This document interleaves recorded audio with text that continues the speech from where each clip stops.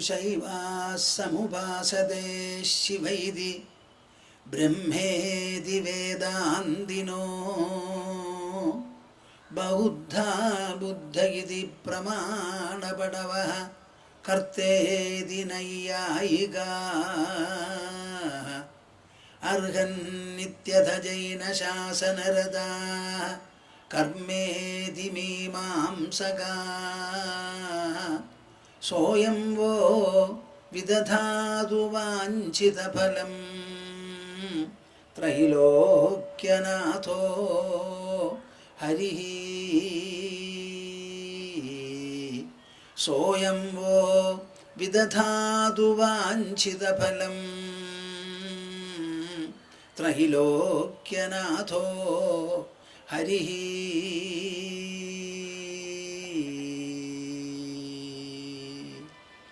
मदीयहृदयाकाशे सदानन्दमयो गुरुः उदेतु सततं सम्यक् अज्ञानतिमिरारुणः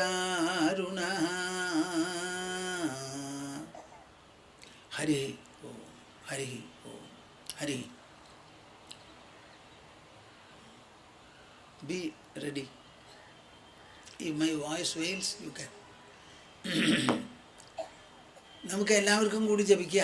എൻ്റെ തൊണ്ട അനുവദിക്കുന്നു വിചാരിക്കുക. ഹരിഹി ഹരിഹി ഹരിഹി.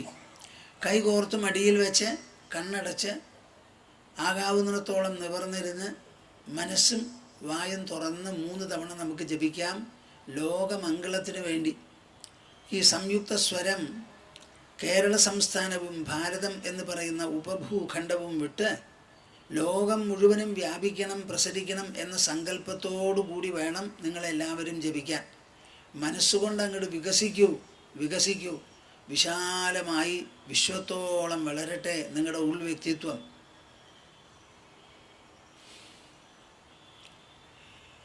ഓ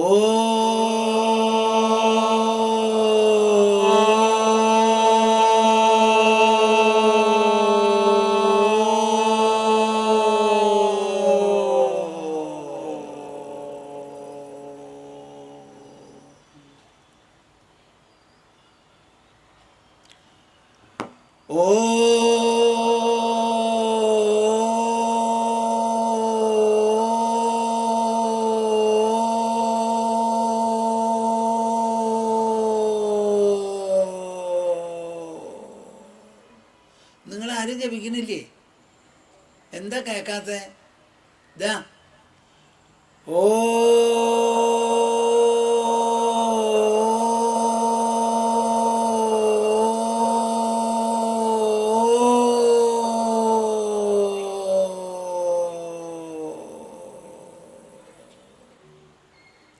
ഹരി ഓം തസ്.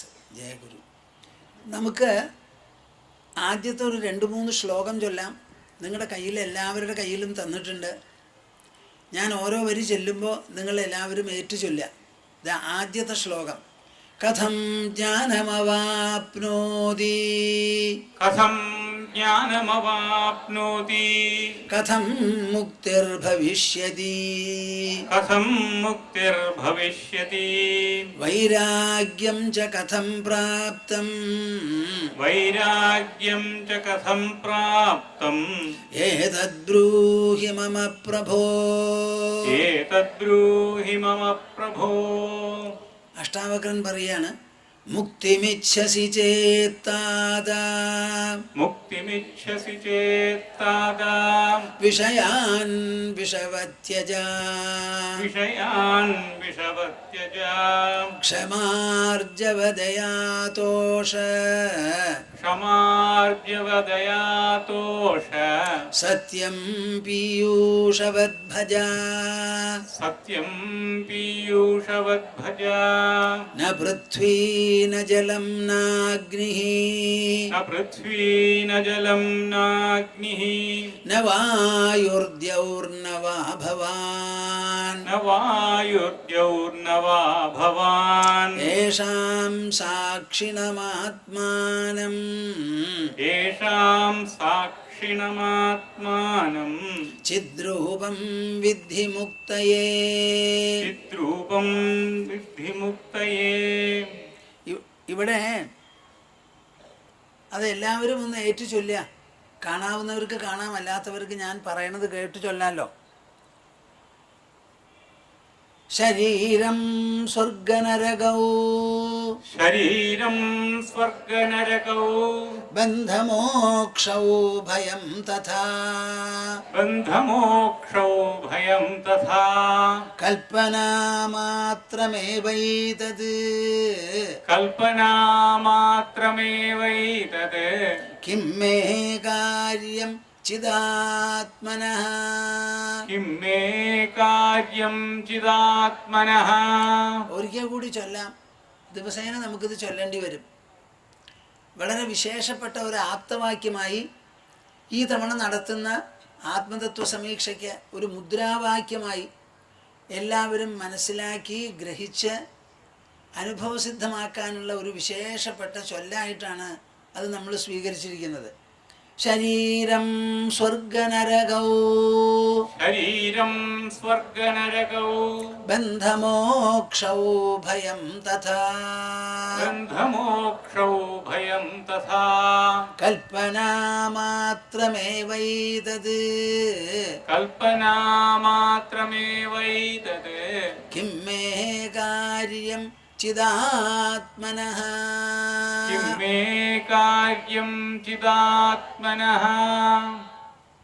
നോക്കൂ, നാം ഇവിടെ ചർച്ച ചെയ്യുന്നതും പ്രതിപാദിക്കുന്നതും വിസ്തരിക്കുന്നതും വിവരിക്കുന്നതും എല്ലാം തന്നെ മറ്റൊരു വിഷയത്തെക്കുറിച്ചല്ല എന്നുള്ളത് നിങ്ങൾ മനസ്സിലാക്കണം. ഒരു ക്ഷേത്രത്തിൻ്റെ മുൻപിൽ ചെന്ന് നാം പ്രാർത്ഥിക്കുന്നു, സ്തുതിക്കുന്നു, അപേക്ഷിക്കുന്നു. അതെല്ലാം അവിടെയുള്ള ഒരു വിഗ്രഹത്തെ നോക്കിയിട്ടാണ്. ആ വിഗ്രഹത്തിന് ഒരു വിധത്തിലുള്ള ചലനങ്ങളോ നമ്മൾ പ്രാർത്ഥിക്കുന്നത് കേട്ട് അത് ഉൾക്കൊണ്ടു എന്നുള്ള സൂചിപ്പിക്കുന്ന തരത്തിൽ തലയാട്ടുക, കണ്ണൊന്ന് പൊട്ടുക, അങ്ങനെയൊക്കെ ചെയ്താൽ അത് വലിയ വൈകല്യമായിട്ട് പ്രായശ്ചിത്വവും കൂടി വേണ്ടി വരും. അതല്ല നമ്മളിവിടെ ഉദ്ദേശിക്കുന്നത്. നമ്മളിൽ നിന്ന് അന്യമായോ വിദൂരമായോ ഒരു ദൈവത്തെക്കുറിച്ചല്ല ഇവിടെ പ്രതിപാദ്യം. ഞാൻ എപ്പോഴും പറയും, ഈശ്വരൻ അദൃശ്യനാണ്, അനന്തദൂരസ്ഥനാണെന്ന്. അങ്ങനെ ഒരു ദൈവത്തെക്കുറിച്ച് പ്രതിപാദിക്കുമ്പോൾ നമുക്കതിൽ വ്യക്തത വരാൻ ന്യായമില്ല, അനുഭവസിദ്ധമല്ല.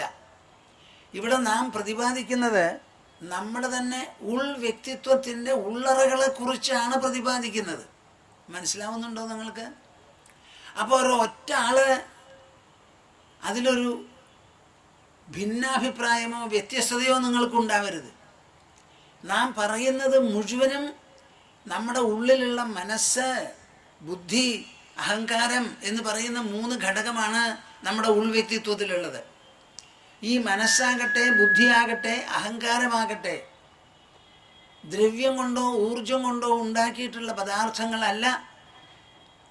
ദ്രവ്യോർജങ്ങൾക്കൊന്നും സംവേദനക്ഷമതയില്ല. എന്നാൽ മനസ്സിനും ബുദ്ധിക്കും അഹങ്കാരത്തിനും സംവേദനക്ഷമതയേ ഉള്ളൂ. അങ്ങനെ ഒരു ഘടകം നിങ്ങളുടെ ഉള്ളിലുണ്ട് എന്ന് വരുമ്പോൾ നിങ്ങൾക്ക് നിങ്ങളുടെ വ്യക്തിത്വത്തെ ഒന്ന് റീറൈറ്റ് ചെയ്യേണ്ടി വരും. ഞാൻ വിചാരിക്കുന്നത് മാതിരി ഒരു കൊച്ചു ശരീരത്തോടു കൂടി ഈ ലോകത്തിൽ സഞ്ചരിക്കുന്ന ഒരു ഘടകമല്ല. എൻ്റെ ശരീരം കൊച്ചാണെങ്കിലും ശരി, എൻ്റെ ശരീരത്തിൻ്റെ ഉള്ളിലുള്ള ഉൾവ്യക്തിത്വമുണ്ടല്ലോ, അത് ശരീരത്തെ പോലെയല്ല. ശരീരം നിർജീവമാണ്, ജീവനില്ല, ജഡമാണ്, അചേതനമാണ്. എന്നാൽ ഞാൻ ചേതനാവാൻ ചൈതന്യത്തിൻ്റെ സ്ഫൂർത്തിയാണ് എന്ന് പറഞ്ഞ് നമ്മുടെ മനസ്സും ബുദ്ധിയും അഹങ്കാരവും ഉൾക്കൊള്ളുന്ന അതൊരു പ്രകടന വിശേഷമാണ് ചൈതന്യത്തിൻ്റെ. ആ ചൈതന്യത്തിൻ്റെ വിവരണമാണ് പല പ്രകാരത്തിലും ഇവിടെ നൽകുന്നത് എന്ന് നിങ്ങൾ മനസ്സിലാക്കണം. സമ്മതിച്ചോ? ഒന്ന് എല്ലാവരും പറയും. കൈയൊന്ന് പൊന്തിക്കൂ സമ്മതിച്ചവരെ. എന്നാലേ എനിക്ക് ഇവിടുന്ന് പറഞ്ഞു പോകാൻ പറ്റുള്ളൂ. അല്ലെങ്കിൽ അഷ്ടാവക്ര സംഹിതയും ആത്മതത്വ സമീക്ഷയും നിർത്തികളെ വളരെ പ്രധാനപ്പെട്ടതാണ്. ഞാൻ ഇന്നലെ തുടങ്ങി വെച്ചു 16ാമത്തെ ശ്ലോകം. ത്വയാ വ്യാപ്തമിദം വിശ്വം ത്വയി പ്രോതം യഥാർത്ഥതഃ ശുദ്ധബുദ്ധസ്വരൂപസ്വം മാഗമഃ ക്ഷുദ്രചിത്തതാം. ഇവിടെ എന്താ ജനക മഹാരാജാവോട് പറയുന്നത്? മഹാരാജാവേ, അങ്ങ് സിംഹാസനത്തിലിരിക്കുന്നു. അങ്ങയുടെ 4 ഭാഗത്തും അല്ലെങ്കിൽ മുൻപിൽ വിശേഷപ്പെട്ട ഒരു പ്രബലമായ സദസ്സുണ്ട് അങ്ങയെ ഉപദേശിക്കാൻ. ഇതൊക്കെ ഉണ്ടെങ്കിലും അങ്ങ് ഈ രാജ്യത്തിൻ്റെ മാത്രം രാജാവാണ്. ജനക മഹാരാജാവിൻ്റെ രാജ്യമുണ്ടല്ലോ, അതിൻ്റെ മാത്രം രാജാവാണ് അങ്ങ്. അതിൽ സിംഹാസനത്തിൽ ഇരിക്കുന്നത് ഒരു ശരീരമാണ്. ആ ശരീരം വളരെ പരിമിതമാണ്. ആ പരിമിതമായ ശരീരം എന്നുള്ള നിലയൊക്കെ മാറി അങ്ങയുടെ ശരീരത്തിൻ്റെ ഉള്ളിലുള്ള മനസ്സിനെക്കുറിച്ച്, ബുദ്ധിയെക്കുറിച്ച്, ശരീരത്തിൻ്റെ ഉള്ളിൽ വ്യാപിച്ചു കിടക്കുന്ന വായു ഉണ്ടല്ലോ, കാറ്റിനെ കുറിച്ചൊക്കെ ഒന്ന് ചിന്തിക്കൂ. ഈ ശരീരം എന്ന് പറയുന്നത് ഒരു ഉപാധി മാത്രമാണ്. ആ ഉപാധിയിലൂടെ പ്രകടമാകുന്നത് ഇവിടെ ധാരാളം ബൾബുണ്ട്. ഈ ബൾബിലൂടെ കത്തി പ്രകാശിക്കുന്നത് വിദ്യുത് ശക്തിയാണ്.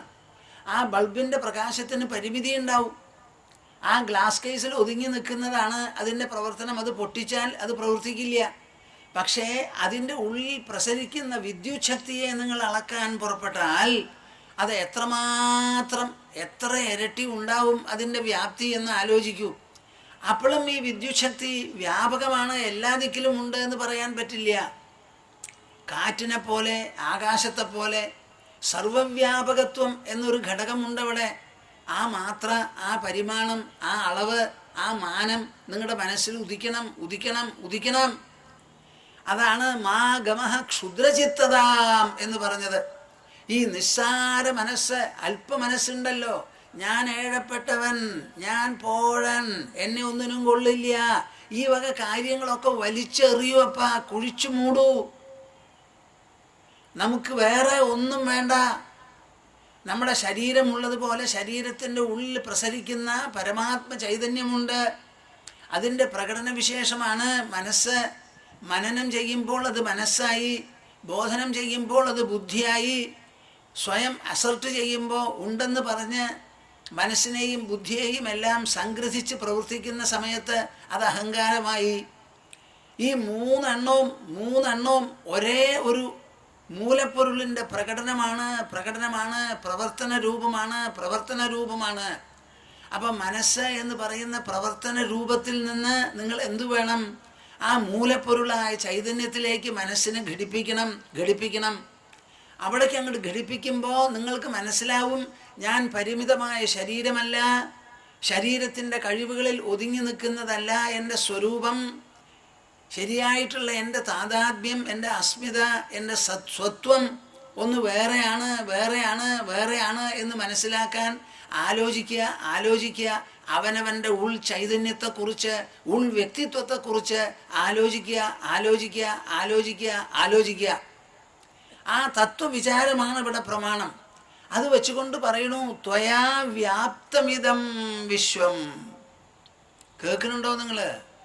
ത്വയാ, അങ്ങയാൽ, ഭവാനാൽ, ഇതം വിശ്വം വ്യാപ്തം, ഈ വിശ്വം മുഴുവനും വ്യാപിക്കപ്പെട്ടിരിക്കുന്നു. ഞങ്ങളുടെ ആശ്രമത്തിൽ പലരും വരാറുണ്ട്. അതിൽ ചിലരൊക്കെ നല്ല ജിജ്ഞാസുക്കളാണ്. ഒരു ഡോക്ടർ നടരാജൻ, കുറേ കാലമായി, പ്രായവുമായി, അദ്ദേഹം സ്ട്രക്ചറൽ എഞ്ചിനീയറിങ്ങിൽ ഡോക്ടറേറ്റ് എടുത്ത് റിസർച്ചൊക്കെ ചെയ്തുകൊണ്ട് നമ്മുടെ CSIR ജോലി ചെയ്തുകൊണ്ടിരുന്ന ആളാണ്. അദ്ദേഹം അടുത്ത കാലത്ത് എന്നോട് പറയുക, സ്വാമിജി, ഞാൻ മദ്രാസിൽ, അന്നൊക്കെ മദ്രാസാണ്, ഒരു ദിവസം ജോലിക്ക് പോയി മടങ്ങി വരുന്ന സമയത്ത് എന്തോ ചില വിഘ്നങ്ങൾ വന്നപ്പോൾ നേരമായി. തിരിച്ചു വരുന്ന സമയത്ത് അവിടെ ഒരു പ്രസംഗം നടത്തുന്നു, ഒരു സന്യാസിയാണ്. അപ്പം ഞാൻ അവിടെ എതിർച്ചയാ ചെന്നു. ആ പ്രസംഗം കേട്ടത് മുതൽക്കാണ് എനിക്ക് വേദാന്തത്തിനോട് ആഭിമുഖ്യവും പ്രതിബദ്ധതയും വളർന്നത്. അന്നേ വരെ കേട്ടിട്ടില്ലാത്തൊരു വിഷയം അന്ന് നടാട് കേട്ടതോടുകൂടി അതിൽ വല്ലാത്തൊരാഭിമുഖ്യം, ഒരു പ്രതിബദ്ധത, ഒരു ബദ്ധത എനിക്ക് വന്നു. അന്ന് മുതൽക്ക് ഞാൻ വേദാന്തത്തിനെക്കുറിച്ച് ആലോചിച്ചും പഠിച്ചും ചിന്തിച്ചും കൊണ്ടിരിക്കുകയാണ്. അങ്ങനെ ഒക്കെ ചിന്തിക്കുമ്പോഴും നമ്മൾ എപ്പോഴും പറയാറുണ്ട്, ഭഗവത്ഗീതയിലും പറയാറുണ്ട്, സർവഭൂതസ്ഥം ആത്മാനം സർവഭൂതാനി ചാത്മനി ഈക്ഷതേ യോഗയുക്താത്മാ സർവത്ര സമദർശനഃ.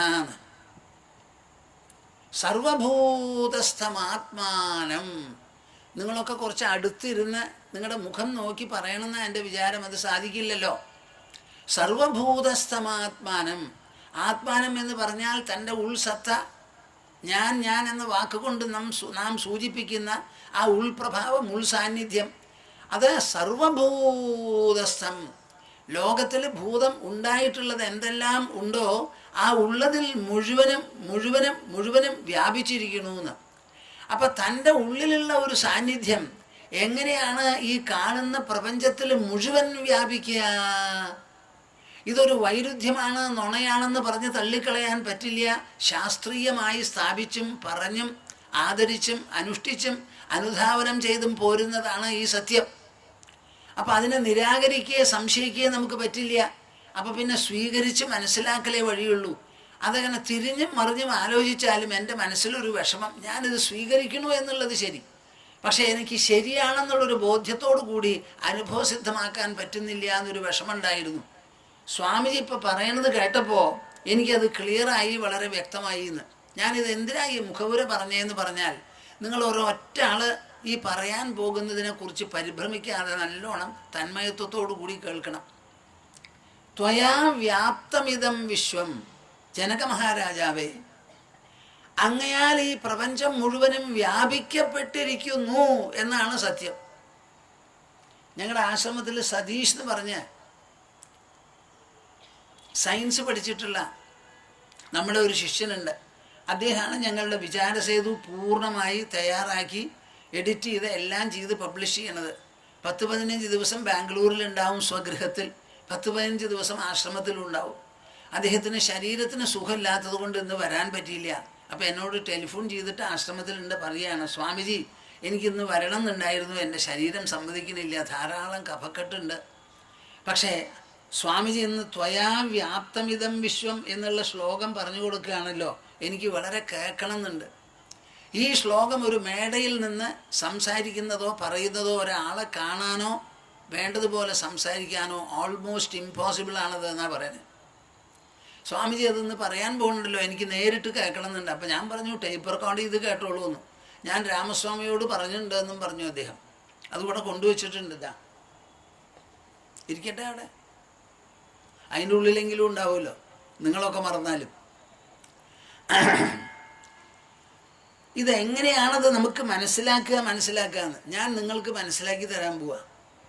നിങ്ങളെല്ലാവരും എൻ്റെ കൂടെ വരുമോ? എൻ്റെ കൂട്ടരെ നിങ്ങളൊന്ന് ചിന്തിക്കൂ, വളരെ സിമ്പിളായിട്ട്, ലളിതമായിട്ട്. എൻ്റെ മുൻപിൽ ഇതാ ഒരു ഗോപുരമുണ്ട്. ആ ഗോപുരത്തിൻ്റെ മുൻപിൽ നിങ്ങളെല്ലാവരും സന്നിഹിതരായിരിക്കുന്നു. ഇരുപുറത്തും മരങ്ങളുണ്ട്, മതൽക്കെട്ടുണ്ട്, പലതുമുണ്ട്. ഇതൊരു പരിമിതമായ കാഴ്ചയാണ്. എന്നാലും എൻ്റെ കണ്ണിനേക്കാളും എൻ്റെ ശരീരത്തിനേക്കാളും എല്ലാറ്റിനേക്കാളും വലുപ്പമാണ്. ഞാൻ എൻ്റെ ശരീരത്തിൻ്റെ ഉള്ളിൽ ഒതുങ്ങി നിൽക്കുന്ന ഒരാളാണ്. എൻ്റെ കണ്ണാണെങ്കിൽ വളരെ ചെറുതാണ്. ഈ 2 അളവുകളെ അപേക്ഷിച്ച് നോക്കുമ്പോൾ ഈ കാണുന്ന വിസ്താരം എത്രയോ മടങ്ങ് കൂടുതലാണല്ലോ. പക്ഷേ ഈ വിസ്താരം ഇവിടെ ഉണ്ടെന്ന് ഞാൻ എങ്ങനെ അനുഭവിക്കണു എന്നാണ് എൻ്റെ ചോദ്യം. ഈ വിസ്താരം എൻ്റെ മുൻപിൽ ഉണ്ട് എന്നുള്ളത് എനിക്ക് പ്രത്യക്ഷമായിട്ടുള്ള അനുഭവമാണ്. നിങ്ങൾ ഒരൊറ്റ ആളെ എനിക്ക് പറഞ്ഞു തരണ്ട. ഞാൻ ഇവിടെ നിന്നിട്ട് പറയാം, ഇവിടെ എത്ര കസേരയായിട്ടിരിക്കണത്, എത്ര വരി ജനങ്ങളുണ്ട് ഇവിടെ, വേണ്ടതുപോലെ വെളിച്ചം തന്നാൽ അവരെ എണ്ണി കണക്കാക്കി ഞാൻ ഇവിടുന്ന് പറയാം. ഞാൻ ഈ പരിമിത ശരീരം കൊണ്ട് ഇവിടെ ഇരിക്കുകയാണ്. നിങ്ങൾ എന്നേക്കാൾ എത്രയോ കൂടുതലാണ്. ഒരു കുന്നിൻ്റെ മുകളിൽ ചെന്ന് 4 ഭാഗത്തും നോക്കിയാൽ ഞാൻ ഉള്ളടക്കുന്നതും ഉൾക്കൊള്ളുന്നതുമായ വ്യാപ്തി എത്രയുണ്ടാവും? അതിൽ അസംഖ്യമായ വസ്തുക്കളുണ്ട്, അനന്ത ദൂരങ്ങളുണ്ട്. ഇതിനെയെല്ലാം ഉൾപ്പെടുത്തി എൻ്റെ കണ്ണിൽ ഒതുങ്ങില്ല. പക്ഷേ കണ്ണുകൊണ്ടാണ് ഞാൻ കാണുന്നത്.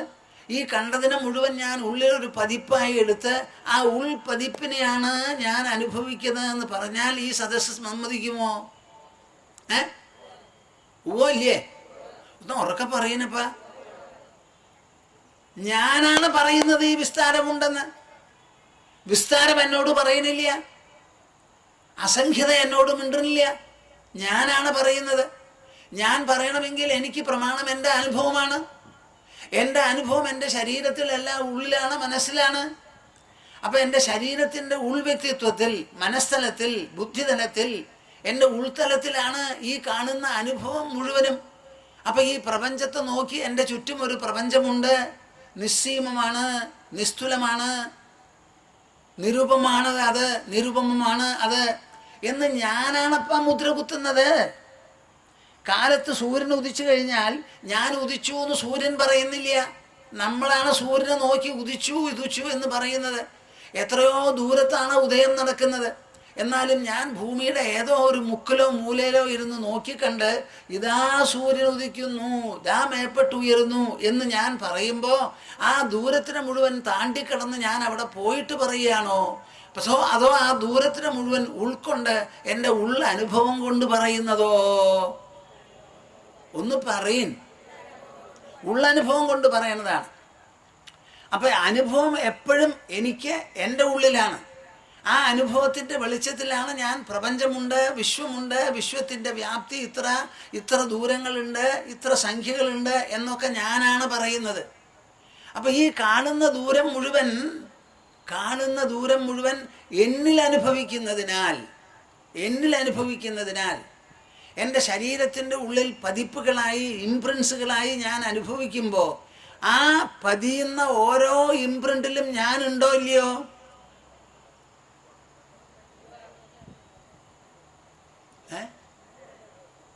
ഞാനില്ലെങ്കിൽ പിന്നെ എങ്ങനെയാ എനിക്ക് ഇംപ്രിൻ്റ് ഉണ്ട് ഞാൻ കാണുന്നു എന്ന് പറയണത്? ഞാൻ കാണുന്ന കാഴ്ചയിൽ എൻ്റെ സാന്നിധ്യമുണ്ടോ ഇല്ലയോ? ഇല്ലെങ്കിൽ ഞാൻ എൻ്റെ കാഴ്ച എന്ന് പറയാൻ പറ്റില്ലല്ലോ.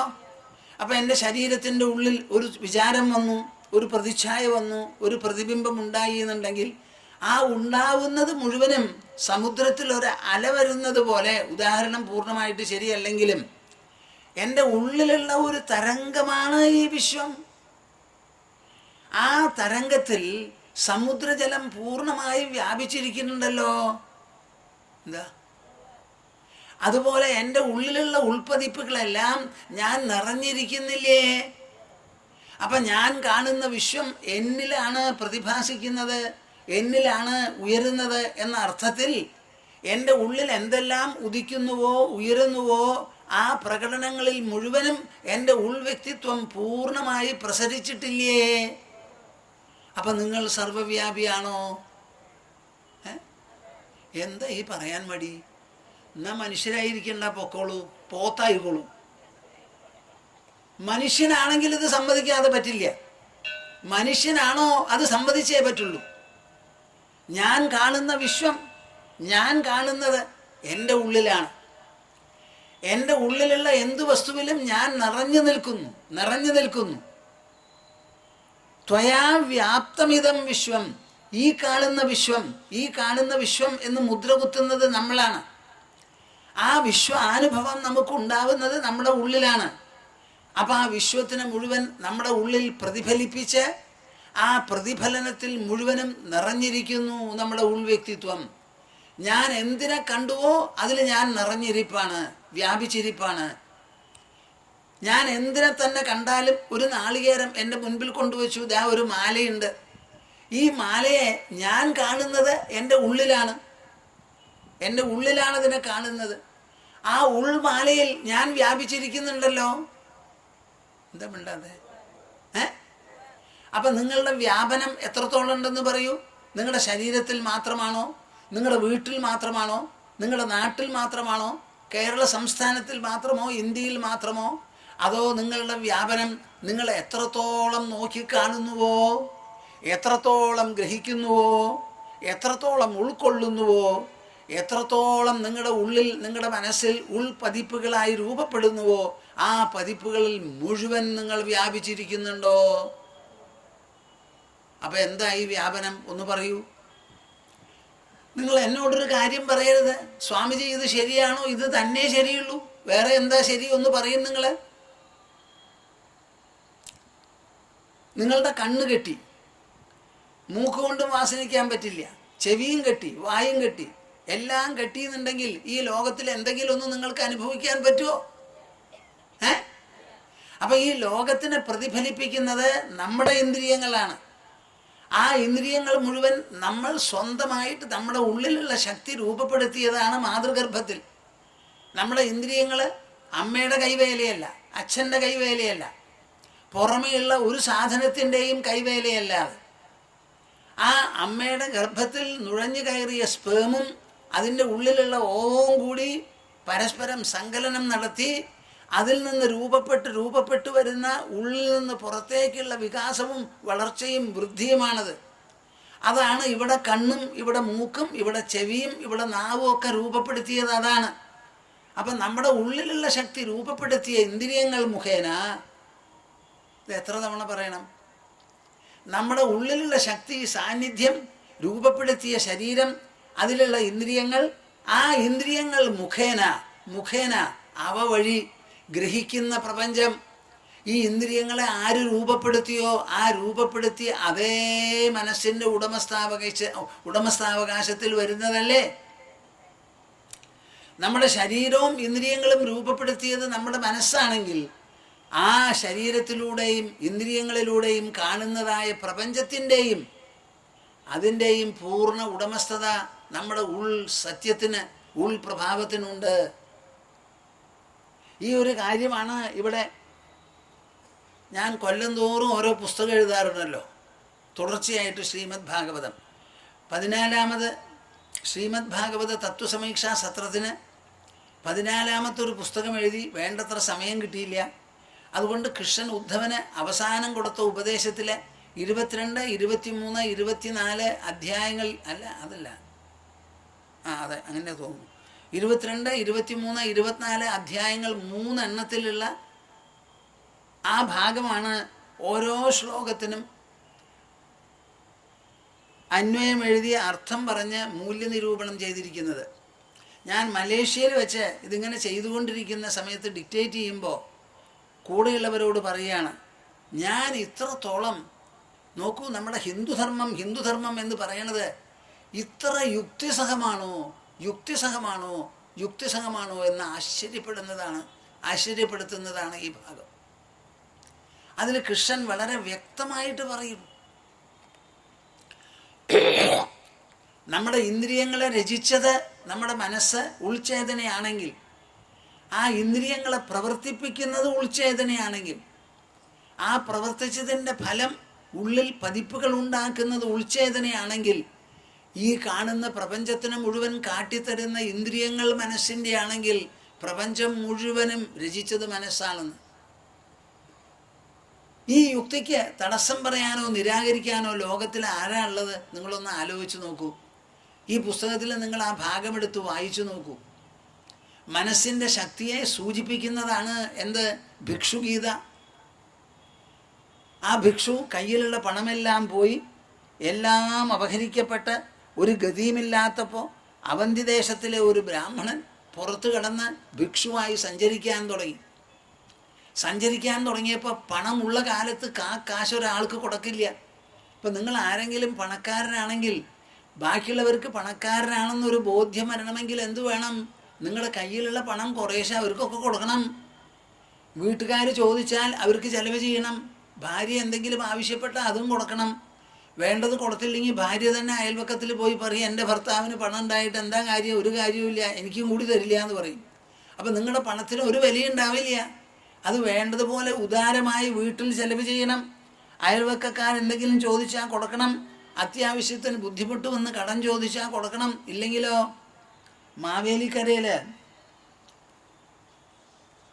മാവേലിക്കരയിൽ വിദേശത്ത് ജോലി ചെയ്യുന്ന ഒരു വലിയ ഡോക്ടർ, അദ്ദേഹം ഒരു വീട് കെട്ടി. അമേരിക്കയിലുള്ള ആളാണ്. വീട് കെട്ടിയപ്പോൾ വലിയൊരു കൂറ്റൻ വീടാണ്. അവിടെ ഒരു ദിവസം ഒരു യാചകൻ ചെന്നു അത്രേ. വീടിൻ്റെ ഉടമസ്ഥൻ എന്നോട് പറഞ്ഞതാ, നമ്മുടെ ശിഷ്യനാ. അപ്പോൾ അവിടെ അദ്ദേഹത്തിൻ്റെ മരുമകനാണിത് ചെയ്തിരിക്കുന്നത്. ആ വീടങ്ങോട്ട് കെട്ടി ഒരു ദിവസം ഒരു യാചകൻ വന്നു. യാചകൻ വന്നിട്ടോ ചോദിച്ചു, 1 ഉറുപ്പിക എടുത്ത് കൊടുത്തു. വലിച്ചൊരേറ് കൊടുത്തു അത്രേ. ഇത്ര വലിയ വീടും കെട്ടിയിട്ട് അവിടെ ഇരിക്കണു, 1 ഉറുപ്പിക തന്നിരിക്കണു, ആർക്ക് വേണം തൻ്റെ ഈ ഉറുപ്പിക എന്ന് പറഞ്ഞൊരു ഏറും കൊടുത്തങ്ങോട്ട് പോയി. ഈ അപമാനത്തിന് നിങ്ങൾ എന്തു പറയണം?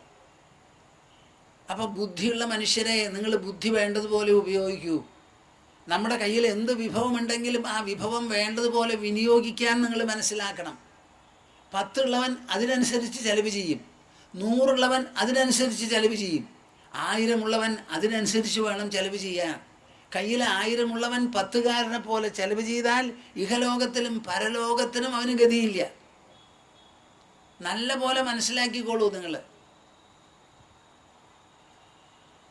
നമ്മൾ വളരെ നല്ല പോലെ ഗ്രഹിക്കേണ്ടതാണ്. അപ്പോൾ ഈ ഭിക്ഷു കയ്യിലുള്ള പണമൊന്നും കൊടുക്കാതെ എങ്ങനെയായി? അറുപിശുക്കനായി. അവസാനം കള്ളന്മാർ തട്ടിക്കൊണ്ടുപോയി, സ്വജനങ്ങളും കുറെ തട്ടിക്കൊണ്ടുപോയി. രാജാവ് കണ്ടുകെട്ടി. നിർദ്ധനായപ്പോൾ ഇനി നിവൃത്തിയില്ല, ബ്രാഹ്മണനുമാണ്. അപ്പോൾ ആ ബ്രാഹ്മണ്യമൊക്കെ മനസ്സിൽ വന്നു. എന്നിട്ട് അദ്ദേഹം ഒരു ഭിക്ഷുവായി സഞ്ചരിക്കുകയാണ്. സഞ്ചരിക്കുന്ന സമയത്ത് എല്ലാവരും കൂടി പിന്നാലെ കൂടി, ദാ ഭിക്ഷുവായിരിക്കണൂടാ അവൻ, ഇന്നലെ വരെ പണക്കാരനായിരിക്കുവൻ ഇപ്പം എങ്ങനെയാ ഭിക്ഷുവാവുക? ഇതൊരു തട്ടിപ്പാണ്, ഇതൊരു ഹിപ്പോക്രസിയാണെന്ന് പറഞ്ഞ എല്ലാവരും കൂടി. 2 ആൾ കൂടിയപ്പോൾ 3-മത്തവൻ വന്നു, 4-മത്തവൻ വന്നു, ആള് കുറേ കൂടി. എന്നിട്ട് പലതരത്തിലും പുലഭ്യം പറയാൻ പുറപ്പെട്ടു. കയ്യിലുള്ള സാധനങ്ങൾ മേടിക്കും, മടക്കി കൊടുക്കും, പേടിപ്പിക്കും, കൊതിപ്പിക്കും, അങ്ങനെ പലതരത്തിലും. കൃഷ്ണൻ പറയാണ്, കൃഷ്ണനാ പറയുന്നത്. ഈ പുസ്തകത്തിൽ വായിച്ചു നോക്കൂ. ചിലരെ തുപ്പി 4 ഭാഗത്തുനിന്നും തലയിൽ മൂത്രമൊഴിച്ചു. കേൾക്കുന്നുണ്ടോ നിങ്ങൾ? കേൾക്കുന്നുണ്ടോ? തലയിൽ മൂത്രമൊഴിച്ചു. അവിടെ എവിടെയും പോയി കുറേ സാധനങ്ങളൊക്കെ കിട്ടിയത് ഒരു പുഴവക്കത്ത് പോയി താഴത്തിറങ്ങി കയ്യും കാലും ഒക്കെ ശുദ്ധാക്കി വന്നിരുന്ന് അത് കഴിക്കാൻ പുറപ്പെട്ടപ്പോൾ അതിൽ മണ്ണ് വാരിയിടും. ഇതിലേറെ ഇനി ഉപദ്രവം എന്തുണ്ട്? പരപീഡനം. പീഡനം ഇതിൽ മേറെ ഒന്നുമില്ല. എന്താ ഈ കഥ പറയാൻ കാരണം? കൃഷ്ണ, അങ്ങ് ഈ മനസ്സിനെ ഇത്രയൊക്കെ സ്തുതിച്ച് ഉള്ളാത്മാവിനെ വർണ്ണിക്കുന്നുണ്ടല്ലോ. ഇതൊക്കെ ആയാലും ശരി, അസതതിക്രമ, ലോകത്തിൽ മര്യാദയില്ലാത്തവർ, തോന്നിവാസികൾ നമ്മളോട് ചെയ്യുന്ന അക്രമങ്ങൾ സഹിക്കാൻ മഹാത്മാക്കൾക്ക് കൂടി വളരെ ബുദ്ധിമുട്ടാണല്ലോ. എന്താണിതിന് പരിഹാരം? മനസ്സ് കേമം എന്ന് പറയുന്നത് ഞാൻ കേൾക്കുന്നു. മനസ്സിൻ്റെ കയ്യിൽ വല്ല ചെപ്പിടി വിദ്യ ഉണ്ടോ ഇങ്ങനെയുള്ള കാര്യങ്ങൾ നേരിടാൻ? അങ്ങോട്ട് ആക്രമിക്കാൻ പറ്റില്ല. അത് സാത്വികമല്ല. അപ്പോഴാണ് പറഞ്ഞത്, ഉദ്ധവൻ പറയണത് ശരിയാണ്. അതിന് പ്രതിവിധിയായി എൻ്റെ കയ്യിൽ ഒരു ഇതിഹാസമുണ്ടെന്ന് പറഞ്ഞ ആ ഇതിഹാസം അവന്തി ബ്രാഹ്മണൻ്റെ വർത്തമാനം പറയുക. അപ്പോൾ ഇത്രയൊക്കെ ആയപ്പോൾ ആ അവന്തി ബ്രാഹ്മണൻ ആലോചിച്ചു, ഇവർ 10, 20, 25, 50 ആളുണ്ട്, ഇവരോട് എനിക്ക് നേരിടുന്ന ചോദ്യമേ ഇല്ല. അവരവരുടെ ഇഷ്ടപ്രകാരമാണ് പ്രവർത്തിക്കുന്നത്. എനിക്ക് എൻ്റെ പശ്ചാത്തലവുമുണ്ട്. ഒരു നിലയ്ക്ക് അവർ പറയണതും ചിന്തിക്കണതും ശരിയായിരിക്കാം. ഞാനൊരു ഭിക്ഷു, അസല് ഭിക്ഷു അല്ല, ഒരു നക്കൽ ഭിക്ഷുവാണെന്നാണ് ഇപ്പോൾ അവരുടെ അഭിപ്രായം. ഇതൊക്കെ ഞാൻ പറഞ്ഞാൽ മാറില്ല. അതുകൊണ്ട് എന്തു വേണം? അവിടെ നിന്നിട്ട് മനസ്സുകൊണ്ടൊരു പാട്ടങ്ങട് പാടി. ആ പാട്ടിനെയാണ് ഭിക്ഷുഗീത എന്ന് പ്രസിദ്ധമായിട്ട് ശ്രീകൃഷ്ണൻ ഉദ്ധരിക്കുന്നത്. നായം ജനോ മേ സുഖദുഃഖഹേതു ന ദേവതാത്മാ ഗ്രഹകർമ്മകാലാ മനഃപരം കാരണമാമനന്തി സംസാരചക്രം പരിവർത്തയേദ്യത്. നിങ്ങൾ കേൾക്കുന്നുണ്ടോ? നായം ജനോ മേ സുഖദുഃഖഹേതു, എൻ്റെ മനസ്സിൽ ജനിക്കുന്ന സുഖദുഃഖങ്ങൾക്ക് ഈ കാണുന്ന ഒരൊറ്റ ആളും കാരണമല്ല. ന ദേവതാത്മാ ഗ്രഹകർമ്മകാല, ഉപരി ദേവതകളുമല്ല, നവഗ്രഹങ്ങളുമല്ല, ഞാൻ ചെയ്തിട്ടുള്ള കർമ്മമോ എൻ്റെ പൂർവികർ ചെയ്ത കർമ്മമോ അല്ല, കാലദോഷവുമല്ല. പിന്നെ എന്താ ഇതിന് കാരണം? മനഃപരം കാരണമാമനന്തി, മനഃപരം കാരണമാമനന്തി. മനസ്സ് മാത്രമാണ് ഇതിന് എല്ലാമായിട്ടുള്ള കാരണം.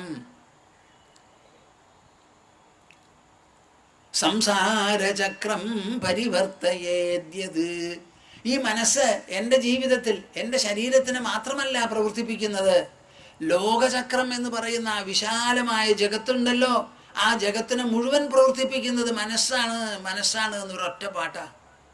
ഓരോന്നിനെയും നിഷേധിച്ചുകൊണ്ട് പൂർണ്ണമായൊരു ഗാനമാണത്.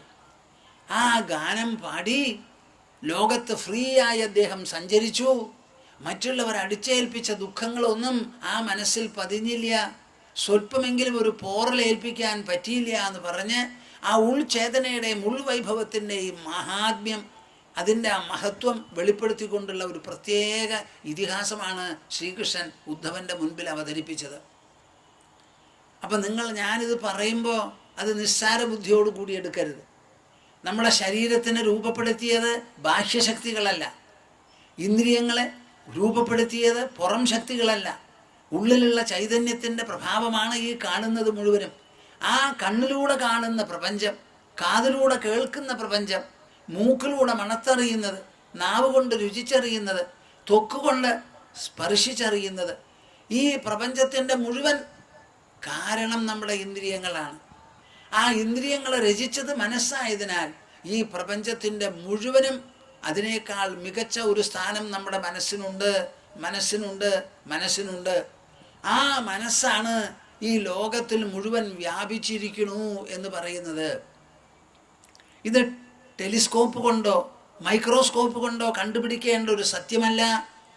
ഈ സത്യം നമ്മൾ കണ്ടുപിടിക്കുന്നത് നമ്മുടെ ഉള്ളുകൊണ്ടാണ് എന്ന് നല്ല പോലെ മനസ്സിലാക്കൂ. ത്വയാ വ്യാപ്തമിദം വിശ്വം ത്വയി പ്രോതം യഥാർത്ഥതഃ. ഈ വിശ്വം മുഴുവനും വാസ്തവത്തിൽ ജനക അങ്ങയുടെ മനസ്സിൽ നെയ്തു കൂട്ടിയതാണ്. ഇത് മുഴുവനും കേൾക്കുന്നുണ്ടോപ്പാ? നിങ്ങള് കേൾക്കുന്നുണ്ടോ? ഈ പ്രപഞ്ചം മുഴുവനും നെയ്തിരിക്കുകയാണ്. ഒരേ ഒരു നൂല് കൊണ്ട് ഒരു വസ്ത്രം നെയ്യുന്നത് പോലെ നമ്മുടെ മനസ്സാണ് ഈ പ്രപഞ്ചം എന്ന് പറയുന്ന ഈ കൂട്ടങ്ങളെ മുഴുവനും നെയ്തുണ്ടാക്കിയിരിക്കുന്നത്. ആ നെയ്തുണ്ടാക്കിയ മനസ്സ് ഈ ഉണ്ടാക്കിയ വസ്തുക്കളിൽ ഒന്നിലും ഒരു സ്വല്പമെങ്കിലും ബാധിക്കുന്നില്ല. നിങ്ങൾ കണ്ണുകൊണ്ട് പച്ച നിറം കണ്ടു, നീല നിറം കണ്ടു, ചുവപ്പ് നിറം കണ്ടു, വയലറ്റ് നിറം കണ്ടു. ഈ നിറങ്ങളെയൊക്കെ കാണുന്ന കണ്ണ് ഓരോ നിറം കാണുമ്പോഴും ആ നിറമാവുന്നുണ്ടോ? എന്താ വരുമില്ലാതെ? ഓരോ നിറം കാണുമ്പോഴും കണ്ണ് അതാവണു എന്നുണ്ടെങ്കിൽ രണ്ടാമത്തെ നിറം കാണാൻ പറ്റില്ലല്ലോ. അപ്പൊ കണ്ണ് നിറങ്ങളിൽ നിന്ന് അന്യമായി ഉള്ള നിറങ്ങളെയെല്ലാം വെളിപ്പെടുത്തിക്കൊണ്ടിരിക്കണേ ഉള്ളൂ. അതേമാതിരി നമ്മുടെ മനസ്സിൽ ഉദിച്ചസ്തമിക്കുന്ന ചിന്തകൾ, പ്രതിച്ഛായകൾ, പ്രതിഫലനങ്ങൾ, പ്രതികരണങ്ങൾ, അതിലുദിക്കുന്ന സുഖങ്ങൾ, ദുഃഖങ്ങൾ, മറ്റു വികാരങ്ങൾ, ഭാവങ്ങൾ, ഇതെല്ലാം അവിടെ സമുദ്രത്തിൽ അലയും അലമാലയും തിരമാലയും വരുന്ന പോലെ വന്ന് കയറണു എന്നല്ലാതെ നമ്മുടെ ഉള്ള എപ്പോഴും ശുദ്ധ ബുദ്ധസ്വരൂപസ്വം, അതെപ്പോഴും പരമശുദ്ധമായി പരമബുദ്ധമായി ആ സ്വരൂപത്തോട് കൂടിയവനാണ് അങ്ങ്. അത് നല്ല പോലെ മനസ്സിലാക്കൂ. ഞാനിവിടെ ദേഹത്തിൻ്റെ വിവരണം അല്ല നൽകുന്നത്, ദ്രവ്യത്തിൻ്റെയും ഊർജത്തിൻ്റെയും വിവരണങ്ങളല്ല ഇത്. ദ്രവ്യോർജങ്ങളിൽ നിന്ന് വിലക്ഷണമായിട്ടുള്ള ഉൾ ചൈതന്യത്തിൻ്റെ പ്രത്യേകം അതിൻ്റെ വിവരണം മാത്രമാണ്. അത് ഒരിക്കലും ദുഃഖിക്കുമ്പോൾ ദുഃഖമാകുന്നില്ല, സുഖിക്കുമ്പോൾ സുഖമാകുന്നില്ല, നല്ലത് ചിന്തിക്കുമ്പോൾ നല്ലതാകുന്നില്ല, ചീത്ത ചിന്തിക്കുമ്പോൾ ചീത്തയാകുന്നില്ല. ഈ ചിന്തകളെല്ലാം അവിടെ വന്നു പോകണു എന്നല്ലാതെ ആ ഉള്ളിൽ എപ്പോഴും അതിന് ശുദ്ധത്വവും ബുദ്ധത്വവും ഒരു കോട്ടവും കുറവും കൂടാതെ പരിലസിക്കണു. ഇത് ഉള്ളിലിറങ്ങി മനസ്സിലും ബുദ്ധിയിലും ചികഞ്ഞിറങ്ങി എന്താണ് മനസ്സ്, എന്താണ് ബുദ്ധി, എന്താണ് അഹങ്കാരം, എവിടെയാണ് ചിന്തകൾ നടക്കുന്നത്, അതിൻ്റെ സ്രോതസ് എന്ത് എന്നിങ്ങനെ ആലോചിച്ചു നോക്കി മനസ്സിലാക്കി കണ്ടുപിടിക്കേണ്ടതാണ്. ആ ഉള്ളിലുള്ള വികാസത്തിനെ പറ്റി ഒന്ന് ഉദ്ബുദ്ധനാകൂ എൻ്റെ ജനക. വ്യക്തിത്വത്തെക്കുറിച്ചൊരു ഉത്ബുദ്ധത വരട്ടെ. മാ ഗമഃ ക്ഷുദ്രചിത്തതാം. അല്പമനസ്സും അല്പബുദ്ധിയും എന്നേക്കുമായി പമ്പ കിടക്കട്ടെ, പാഞ്ഞു പോട്ടെ. ക്ഷുദ്രചിത്തനാകരുതേ. അല്പബുദ്ധി ഉണ്ടാവരുത് നിങ്ങൾക്ക്. നിങ്ങൾ ഉദാരബുദ്ധിയോടുകൂടി ജഗത് വ്യാപകമായ ഒരു മനസ്ഥിതിയോടുകൂടി നിങ്ങളുടെ ശരീരം കൊണ്ട് നിങ്ങൾക്ക് വ്യാപിക്കാൻ പറ്റില്ല. മനസ്സുകൊണ്ട് എവിടം വരെ വേണമെങ്കിലും വ്യാപിക്കാം. ആ മനസ്സിൻ്റെ വ്യാപ്തിയെ മനസ്സിലാക്കി നിങ്ങളുടെ ഈ നിസ്സാരത്വം മനസ്സിൽ നിന്ന് കളഞ്ഞ് ലോകത്തിൽ നിന്ന് അടിച്ചേൽപ്പിക്കുന്ന എന്തെല്ലാം സ്ഥിതിവിശേഷങ്ങളുണ്ടോ അതിനെ മുഴുവൻ മറികടക്കാനും അതിനെ മികച്ചു ചെല്ലാനുമുള്ള ഒരു വിശേഷപ്പെട്ട പ്രഭാവം എൻ്റെ മനസ്സിനും ബുദ്ധിക്കുമുണ്ട്. ഞാൻ ശുദ്ധബുദ്ധ സ്വരൂപനാണ് എന്ന് നല്ല പോലെ മനസ്സിലാക്കൂ. ഇത് വിചാരം കൊണ്ട് വേണം, ആലോചന കൊണ്ട് വേണം, ധ്യാനം കൊണ്ട് വേണം. തത്വം അതിനെക്കുറിച്ച് കൂലങ്കഷമായി ചിന്തിച്ച് ഭാവന ചെയ്ത് അതോടുകൂടി താതാത്മ്യം പ്രാപിച്ചു വേണം ഈ സ്ഥിതി കൈവരിക്കാൻ. ത്വയാ വ്യാപ്തമിദം വിശ്വം ത്വയി പ്രോതം യഥാർത്ഥതഃ ശുദ്ധബുദ്ധ സ്വരൂപസ്വം മാഗമഃ ക്ഷുദ്രചിത്തതാം. നിങ്ങളുടെ എല്ലാവരുടെയും പതിപ്പ് എൻ്റെ മനസ്സിലുണ്ട്. നിങ്ങളുടെ എല്ലാവരുടെയും പതിപ്പ് എൻ്റെ മനസ്സിൽ വരുമ്പോൾ ആ പതിപ്പിൽ ഞാൻ വ്യാപിച്ചിട്ടുണ്ടോ ഇല്ലയേ?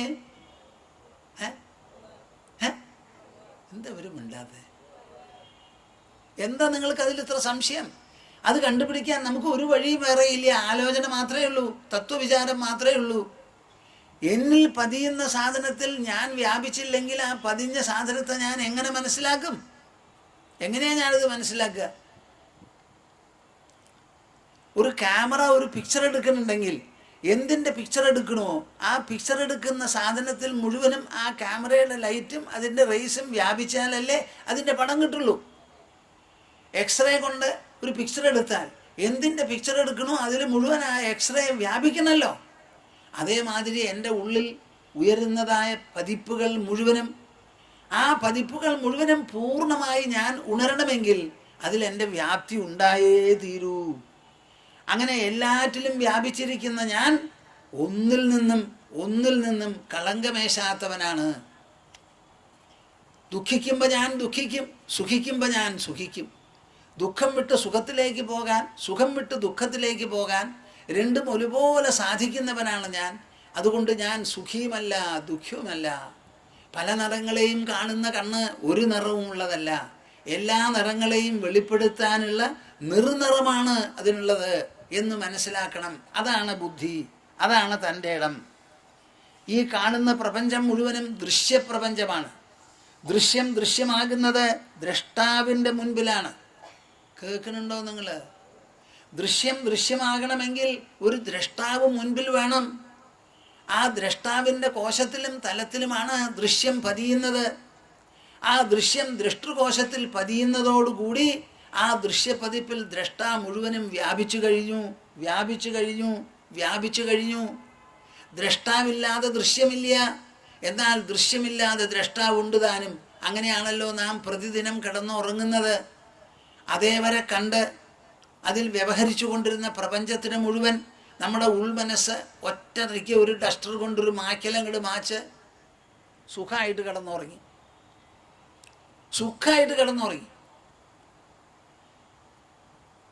ഉറ്റവനോ ഉടയവനോ മരിച്ചുപോയ ദുഃഖമുണ്ടെങ്കിലും കുറേ നേരം കരഞ്ഞിട്ട് ക്ഷീണം കൊണ്ട് കിടന്നുറങ്ങും. അപ്പം ഈ പ്രപഞ്ചത്തിന് മുഴുവൻ മായ്ക്കാനുള്ള ശക്തിയും നമ്മുടെ മനസ്സിലുണ്ട്. അതിനെ ഉണർത്തി തരുന്നതും നമ്മുടെ മനസ്സാണ്. നിരപേക്ഷോ നിർവികാരോ നിർഭര ശീതലാശയ അഗാധ ബുദ്ധിരക്ഷുബ്ധോ ഭവചിന്മാത്രവാസന. നിരപേക്ഷോ നിർവികാരോ നിർഭര ശീതലാശയ അഗാധ ബുദ്ധിരക്ഷുബ്ധോ ഭവചിന്മാത്രവാസന.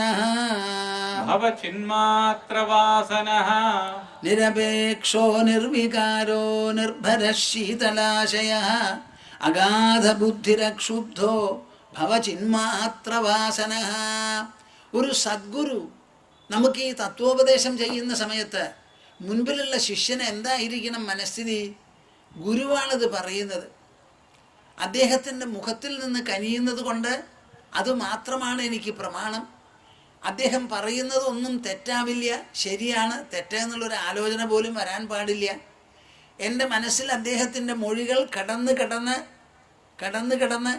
വെള്ളത്തിലൊഴിക്കുന്ന പാല് പോലെ വെള്ളത്തിൻ്റെ നിറം മാറി അവസാനം ഉള്ള വെള്ളം മുഴുവനും പാലായി മാറുന്നത് പോലെ എൻ്റെ പ്രാപഞ്ചിക മനസ്സ്, ആ പ്രാപഞ്ചികത്വം മുങ്ങി മാറി അത് ദിവ്യമായി തീരണം എന്നൊരു മനസ്ഥിതിയോടുകൂടി വേണം ഇത് കേൾക്കാൻ. അപ്പോഴേ ഇത് വരുള്ളൂ. നിങ്ങൾ സ്വയം അനുഭവിച്ച് കണ്ടെത്താൻ ഒരു പക്ഷേ കുറേ സമയം പിടിക്കും. ഒരു ഗുരു പറയുമ്പോൾ അദ്ദേഹത്തിൻ്റെ അനുഭവം അങ്ങനെ അങ്ങോട്ട് പറഞ്ഞു വരുമ്പോൾ അത് വളരെ ആത്മാർത്ഥതയോടുകൂടി സ്നേഹപൂർവ്വം കേട്ടു എന്നുണ്ടെങ്കിൽ ആ കേൾക്കുന്ന മാത്രയിൽ ആ വാക്കുകൾ നമ്മുടെ മനസ്സിൽ ആശയരൂപത്തിൽ ഇറങ്ങി വെള്ളത്തിൽ ഒഴിച്ച പാല് പോലെ അങ്ങോട്ട് രൂപഭേദം വരും. നിരപേക്ഷോ നിർവികാരോ നിർഭര ശീതലാശയ. നിങ്ങളോട് എല്ലാവരും പറയാനുണ്ടാവും, അതാണ് ഇതാണ്, നിന്നെ ഒന്നിനും കൊള്ളില്ല, ഇങ്ങനെയാ, കരഞ്ഞോളൂ, ഉരുണ്ടോളൂ. ഇതാണ് സാധാരണക്കാരുടെ ഭാഷ. തത്വമറിയുന്ന ഒരു തത്വവേത്താവിൻ്റെ ഭാഷ എന്താ? നിരപേക്ഷ. എടോ, തനിക്ക് ഒരു വിധത്തിലുള്ള അപേക്ഷയുമില്ല ഈ ലോകത്തിൽ. ഈ ലോകം മുഴുവനും സ്വർണം കൊണ്ട് മൂടിക്കോട്ടെ, തനിക്കെന്ത് വേണം? സ്വർണം കൊണ്ട് മൂടിയത് അവിടെ മൂടിക്കിടക്കണു, തനിക്കെന്ത് വേണം? ഒരു തരി സ്വർണം ആവശ്യമില്ല.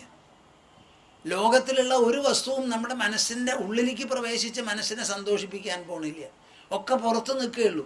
നമ്മൾ കെട്ടിയ വീട് നമ്മുടെ ഭാഗമല്ല, അതിൽ നാം അധിവസിക്കണമെന്ന് മാത്രമേ ഉള്ളൂ. നമ്മൾ കയറുന്ന കാറ് നമ്മളുടെ ഭാഗമല്ല, അതിൽ കയറി സഞ്ചരിക്കണു, അത്രയേ ഉള്ളൂ.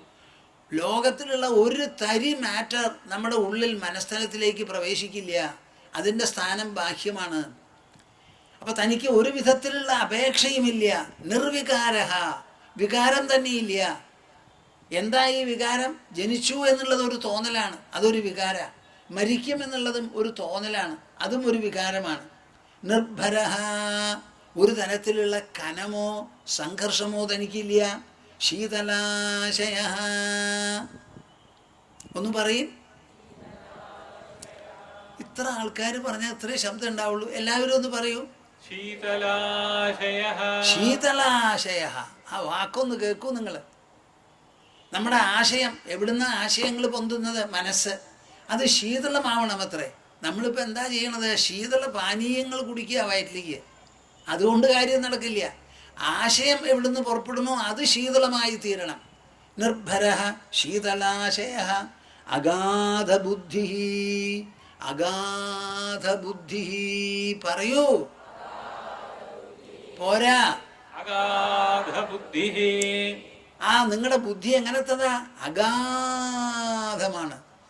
നമ്മൾ വിചാരിക്കുന്ന ഇവിടെയുള്ളതാ അത്രയേ ഉള്ളൂ എന്ന്, കടുകോളം അല്ല. അഗാധ ബുദ്ധി. നമ്മുടെ ബുദ്ധിയിൽ പ്രതിഫലിക്കുന്നത് എന്താകണം? അഗാധതയാകണം. അഗാധതയാകണം. സമുദ്രത്തിനുള്ള ആഴം, വിസ്താരം. അതേപോലെ സ്ഥിമിതോദ ഇവാർണവ എന്നാണ് കൃഷ്ണൻ ഉദ്ധവനോട് പറയുന്നത്. സമുദ്രത്തിൽ എത്രയോ പുഴകൾ ഒലിച്ചൊലിച്ചൊലിച്ച് ഇങ്ങനെ വന്നുകൊണ്ടിരിക്കണു. ചില നദികൾ സമുദ്രത്തിൽ പ്രവേശിക്കുന്ന കേട്ടാൽ ഇത് വഴിഞ്ഞ് കവിഞ്ഞ് ഒഴുകിപ്പോകും എന്ന് നമുക്ക് തോന്നാറുണ്ട്, തോന്നണം. പക്ഷേ സമുദ്രത്തിന് ഒരു കോട്ടവും ഒരു കുറവുമില്ല. എന്താ കാരണം? അതിൻ്റെ വിസ്താരം, അതിൻ്റെ ആഴം. അതപേക്ഷിച്ച് എത്ര പുഴ ഒഴുകി വന്നാലും അത് നിസ്സാരമേ ഉണ്ടാവുള്ളൂ. എവിടുന്നാണ് ഈ പുഴയുണ്ടായത്? സമുദ്രജലം നീരാവിയായി മേപ്പെട്ടു പോയി കാറ്റിൽ സഞ്ചരിച്ച് അത് തണുത്ത ഉയർന്ന മേഖലയിൽ മഞ്ഞായും താണമേഖലയിൽ മഴയായും വന്ന് അത് ഒലിച്ചിറങ്ങി കുറേശ്ശെ ആയി ഒഴുകി പല കൈവഴികളും ചേർന്ന് അങ്ങനെ വിപുലമായി ഗാഠമായി ഒഴുകി വരുന്നതാ. അത് എത്രയൊക്കെ വന്നാലും ഈ സമുദ്രം കൊടുത്തിട്ടുള്ളത് അതിൻ്റെ ഉപരിതലത്തിലുള്ള നീരാവി മാത്രമാണത്. അതിൻ്റെ എത്രയോ ഇരട്ടി, എത്രയോ മടങ്ങ് വലിപ്പവും ആഴവും വിസ്താരവും ഈ സമുദ്രത്തിനുണ്ട്. ആ സമുദ്രത്തിനുള്ള അഗാധത പോലെ, ആകാശത്തിനുള്ള അഗാധത പോലെ അഗാധ ബുദ്ധി. നമ്മുടെ ബുദ്ധി അഗാധതയെക്കുറിച്ച് ചിന്തിക്കുകയാണെങ്കിൽ ബുദ്ധിയും അഗാധമാകും. നിസ്സാര കാര്യങ്ങളെക്കുറിച്ച് ആലോചിക്കുന്ന ബുദ്ധി നിസ്സാരമാകും. നമ്മുടെ ബുദ്ധി വലിയ കാര്യങ്ങളെക്കുറിച്ച് ആലോചിക്കൂ, ആകാശത്തെക്കുറിച്ച് ചിന്തിക്കൂ, ആകാശസമനായി തീരൂ. പരമാത്മാവിനെയും പരമേശ്വരനെയും കുറിച്ച് ചിന്തിക്കൂ, എന്നിട്ട് അതുപോലെ ആയിത്തീരൂ.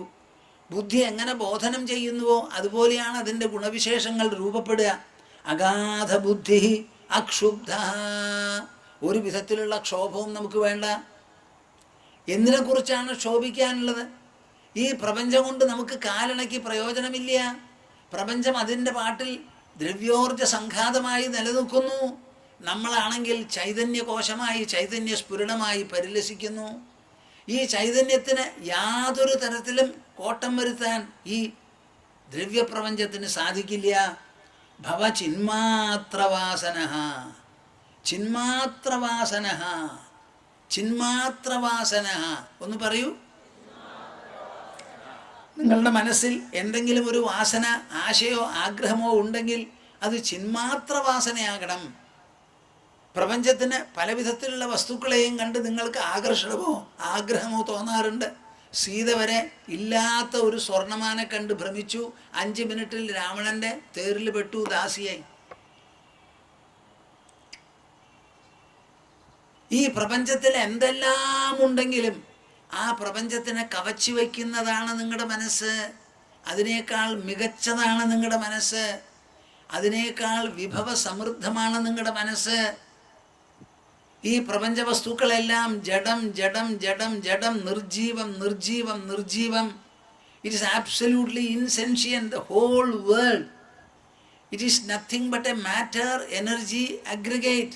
Neither matter nor energy is sentient. In what way is the world superior to your mind, my dear souls? Your mind is totally different from the objects that you can think of. Every object in this world is inert by nature. Your own body, a combination of the 5 elements, that is also inert, inert, inert to the core, insentient to the core. Compared to the entire world and the world's constituents, your mind, intelligence and ego, their very source, namely consciousness, is infinitely superior, infinitely resourceful. It is incomparable on all accounts. ഒരു വിധത്തിലും അതിനെ തുലനം ചെയ്തെടുക്കാൻ നമുക്ക് പറ്റില്ല. ദ്രവ്യോർജ സംഘാതമാണ് പ്രപഞ്ചം മുഴുവനും. അതിന് ജീവനില്ല, സംവേദനക്ഷമതയില്ല. എന്നാൽ നമ്മുടെ ശരീരത്തിൻ്റെ ഉള്ളിലുള്ള മനസ്സ് സംവേദനക്ഷമതയുള്ളതാണ്, ബുദ്ധിയുമാണ്, അഹങ്കാരവുമാണ്. പരമാത്മാവ് ഇതിൻ്റെ എല്ലാം സ്രോതസ്സാണ്. അതിനെയാണ് ഞാൻ എന്ന വാക്കുകൊണ്ട് നിങ്ങൾ സൂചിപ്പിക്കുന്നത്. അങ്ങനെ വിശേഷപ്പെട്ട ഒന്നുണ്ടല്ലോ വിശേഷപ്പെട്ടത്. അതിനെക്കുറിച്ച് ആലോചിക്കൂ. അഭിലഷിക്കുകയാണെങ്കിൽ അതിനോടാകട്ടെ അഭിലാഷം, ആഗ്രഹം അതിനോടാകട്ടെ. ചിന്മാത്ര വാസനന്മാരാകൂ. നിങ്ങൾ അഭിലഷിക്കുന്നുണ്ടെങ്കിൽ പരമാത്മാവിനെ. വിവേകാനന്ദനെ പറ്റി പറയൂല്ലോ, അദ്ദേഹത്തിന് കുടുംബത്തിൽ കുറേ ദാരിദ്ര്യവും വിഷമവും ഉണ്ടായിരുന്നു. ആദ്യമായി പഠിച്ച് ഗ്രാജുവേറ്റ് ആയതാണ്. അപ്പോൾ അദ്ദേഹം ഉദ്യോഗത്തിന് പോകും, കുറേ പണം സമ്പാദിക്കും, വീട്ടിലേക്ക് സഹായമാവും എന്നൊക്കെ വിചാരിച്ച് എല്ലാവരും പ്രതീക്ഷയോട് കൂടിയിരുന്നു. അങ്ങനെ ഇരിക്കുമ്പോഴാണ് രാമകൃഷ്ണദേവനെ കണ്ടതും അദ്ദേഹത്തിൻ്റെ അധ്യാത്മമായിരിക്കുന്ന പ്രതിപത്തികൾ ഒന്ന് ഉണർന്നതും ശക്തി പ്രാപിച്ചതുമെല്ലാം. അപ്പം മനസ്സിലൊരു വൈരുദ്ധ്യം ബാക്കി നിന്നു. എന്ത്? ഞാൻ വീട്ടുകാരെ മുഴുവനും ജോലി ചെയ്ത് സമ്പാദിച്ച് ആ സമ്പാദ്യം കൊണ്ട് സഹായിക്കുന്നതിന് പകരം ഒറ്റടിക്ക് അതിനെ മുഴുവനും വിട്ട് എൻ്റെ ഗുരുവിൻ്റെ അടുത്ത് വന്നുകൂടി അധ്യാത്മജീവിതം മാത്രമായി അവലംബിച്ചാൽ ഇതെങ്ങനെ ശരിയാവും? ഞാനിവിടെ ആശ്രമത്തിലാവും, അല്ലെങ്കിൽ എൻ്റെ ഗുരുവിൻ്റെ കൂടെയാവും, അവരോ ദാരിദ്ര്യത്തിലുമാവും. ഇത് രണ്ടും കൂടി ഒരു പ്രാപഞ്ചിക മനസ്സിനും സ്വീകരിക്കാൻ തയ്യാറാവില്ല. ഈ വിഷമങ്ങളൊക്കെ രാമകൃഷ്ണദേവനോട് പറയാറുണ്ട്, അദ്ദേഹത്തിന് അറിയുകയും ചെയ്യാം. അപ്പോൾ ഒരു ദിവസം രാമകൃഷ്ണദേവൻ അദ്ദേഹത്തിൻ്റെ ഒരു അതീന്ദ്രിയ നിലയിലിരുന്ന് പറഞ്ഞു അത്രേ, നരേൻ ദാ പോ, അമ്മ അവിടെ നിൽക്കുന്നുണ്ട്, നിനക്ക് എന്ത് വേണമെങ്കിൽ ചോദിച്ചോളൂ, മേടിച്ചോളൂ. അവിടെ പോയി എന്ത് ചോദിച്ചാലും കിട്ടും, ചോദിച്ചോളൂ. അവിടെ ചെന്ന് കാളിയുടെ രൂപം കണ്ടപ്പോൾ ഉടനെ തോന്നിയത്രേ, എനിക്ക് ജ്ഞാനം തരൂ, വൈരാഗ്യം തരൂ, പരമാത്മ മാത്രമേ വേണ്ടൂ എൻ്റെ ജീവിതത്തിൽ നിന്ന്. മടങ്ങി വന്നപ്പോൾ രാമകൃഷ്ണദേവൻ ചോദിച്ചു അത്രേ, എന്താ പറഞ്ഞേനതേ? ഞാൻ ഇതാ പറഞ്ഞത്. മൊശോടാ, ആദ്യം പോയി പറയെന്ന് പറഞ്ഞു അത്രേ. അവിടെ രണ്ടാമത് ചെന്നപ്പോൾ നരേന്ദ്രൻ്റെ മുഖത്തിൽ നിന്ന് വന്നത്, എനിക്ക് ജ്ഞാനം വേണം, വൈരാഗ്യം വേണം, പരമാത്മാ വേണം, എൻ്റെ പ്രാപഞ്ചിക ബുദ്ധി സ്വല്പം പോലും എൻ്റെ മനസ്സിനെ തീണ്ടരുതേ എന്ന് പ്രാർത്ഥിച്ചു വന്നു അത്രേ. എൻ്റെ കൂട്ടരെ, ഇതാണ് ചിന്മാത്ര വാസന എന്ന വാക്കിനർത്ഥം. കേൾക്കുന്നുണ്ടോ നിങ്ങൾ? ഞാൻ വളരെ അരുമയോട് കൂടിയിട്ടാണ് പറയണത്. ചിന്മാത്ര വാസന. നമ്മുടെ ആഗ്രഹം എന്തെങ്കിലും ഒന്നുണ്ടെങ്കിൽ അത് ഈ ചിന്മാത്രത്തോടാവണം. എവിടെയാണ് ഈ ചിത്തുള്ളത്? പ്രപഞ്ചത്തിൽ ഒരു സ്ഥലത്തും നിങ്ങൾക്ക് ചിത്തിനെ കാണാൻ പറ്റില്ല. എത്രയെല്ലാം വിഗ്രഹങ്ങളുണ്ടോ തുറന്ന് നോക്കിക്കോളൂ. ഏതെല്ലാം പുഴകളുണ്ടോ അതിൻ്റെ വെള്ളം വറ്റിച്ചു നോക്കിക്കോളൂ. തീർത്ഥാടനത്തിന് ചെന്ന് എന്തൊക്കെ വേണമെങ്കിൽ വരട്ടിയെടുത്തോളൂ. അവിടെ ഒരൊറ്റ സ്ഥലത്ത് നിങ്ങൾക്ക് ചിത്തിനെ കാണാനോ ഗ്രഹിക്കാനോ പറ്റില്ല. ജീവിച്ചിരിക്കുന്ന ഒരു ശരീരത്തിൻ്റെ ഉള്ളിൽ ചുടുശ്വാസത്തോടു കൂടി ഇരിക്കുന്ന സമയത്ത് കണ്ണടച്ച് ഉള്ളിലുള്ള ആ സത്ത എന്താ എന്ന് പരിശോധിച്ച് ചിന്തിച്ച് അവിടെ പൊങ്ങി വിഹരിച്ചാൽ മാത്രമേ ഈ ചിത്ത് എന്താണെന്ന് മനസ്സിലാവുള്ളൂ. അങ്ങനെ ചിന്മാത്രവാസനായിരിക്കൂ, ചിന്മാത്രവാസനായിരിക്കൂ. അർജുനും കൃഷ്ണനും രണ്ടുപേരും കൂടിയിട്ടാണ് പോയത് അവിടെ മഹാഭാരത യുദ്ധത്തിൽ. കൃഷ്ണൻ തെളിച്ച തേരെ അർജുനുള്ളൂ. കൃഷ്ണൻ പോയാലേ യുദ്ധം ചെയ്യാൻ പറ്റുള്ളൂ. രണ്ടുപേരും കൂടി പോയി. 13 കൊല്ലത്തെ തയ്യാറെടുപ്പ് കഴിഞ്ഞിട്ടാണ് പോയത്. ഭീഷ്മനെയും ദ്രോണനെയും സ്വജനങ്ങളെയും കണ്ടതോടുകൂടി മനസ്സിന് വലിയ ഭാരമായി, കനമായി, കരയാൻ തുടങ്ങി. കൃഷ്ണനോ യാതൊരു തരത്തിലും കനമുണ്ടായില്ല. നിർഭരഹ, ഭാരം നമ്മുടെ മനസ്സിൽ നിന്ന് പോട്ടെ, പോട്ടെ. ഈ ലോകത്തിൽ നമുക്കൊന്നും കിട്ടാനില്ല, കൊടുക്കാനുമില്ല. നിങ്ങൾ എത്ര കുടുംബാംഗങ്ങളോടും കൂടി ഇരുന്നോളൂ, അവസാനം ഇവരെയൊക്കെ വിട്ട് നിങ്ങൾക്ക് പോകേണ്ടി വരും. ഒരൊറ്റ ആൾ പിന്നാലെ വരില്ല. കൂടുതൽ സ്വത്തുണ്ടെങ്കിൽ ആ സ്വത്ത് തന്നെ വെച്ച് അവർ വഴക്കടിക്കും. നല്ല പോലെ ആലോചിച്ചോളൂ. നമുക്ക് ഒരു സംഘർഷത്തിനും ആവശ്യമില്ല. ശീതളാശയനായി ജീവിക്കുക, ജീവിക്കുക, ജീവിക്കുക. നമ്മുടെ മനസ്സ് ഈ ലോകവിസ്താരങ്ങൾ മുഴുവൻ ഉൾക്കൊള്ളുന്നതാണ്. അങ്ങനെ ഒരു മനസ്സിൻ്റെ ഉടമസ്ഥനായി വാഴുമ്പോൾ, യജമാനനായി വാഴുമ്പോൾ, നിങ്ങൾക്ക് ഈ പ്രപഞ്ചത്തിനെ കണ്ടിട്ട് എന്തിനാണ് ഈ അഭിലാഷം? അർജുനൻ്റെ മനസ്സിൽ എന്തൊക്കെയാണ് തോന്നിയത്? ഞാൻ ഇവരെ മുഴുവൻ കൊല്ലില്ലേ, ആ മഹാപാപം എന്നെ പിടികൂടില്ലേ? ഇവിടെ ഒരു കൊല്ലലുമില്ല, ഒരു മരണവുമില്ല, ഒരു പാപവുമില്ല, ഒരു പുണ്യവുമില്ല എന്നാണ് കൃഷ്ണന് പറയാനുണ്ടായിരുന്നത്. രണ്ടുപേരും ഒരേ സ്ഥിതിവിശേഷത്തിൽ, ഒരേ സന്ദർഭത്തിൽ, ഒരേ സാഹചര്യത്തിൽ, ഒരേ ദൃശ്യത്തിൻ്റെ ഒത്ത നടുവിൽ. അർജുനൻ്റെ മനസ്സിൽ പെരുംഭാരം, കൊടുംഭാരം. കൃഷ്ണൻ്റെ മനസ്സിലോ അങ്ങേയറ്റത്തെ ലാഘവവും. കേൾക്കുന്നുണ്ടോ നിങ്ങൾ? കേൾക്കുന്നുണ്ടോ? നോക്കൂ ആ വ്യത്യാസം എവിടം കൊണ്ടാണെന്ന്. വ്യത്യാസം മുഴുവൻ വരുത്തി തീർക്കുന്നത് നമ്മുടെ മനസ്സാണ്. അർജുനന് ചുട്ടുനീറുന്ന ദുഃഖം, കൃഷ്ണനോ ഒരു വിധത്തിലുള്ള ദുഃഖവുമില്ല. എന്തിനാ ദുഃഖം? അശോച്യാൻ അന്വശോചസ്ത്വം എന്ന് പറഞ്ഞാണ് പുറപ്പെട്ടത്. ലോകത്തിലുള്ള വാസനകളെയൊക്കെ വിട്ട് നിങ്ങൾ ചിന്മാത്രവാസനായിരിക്കൂ.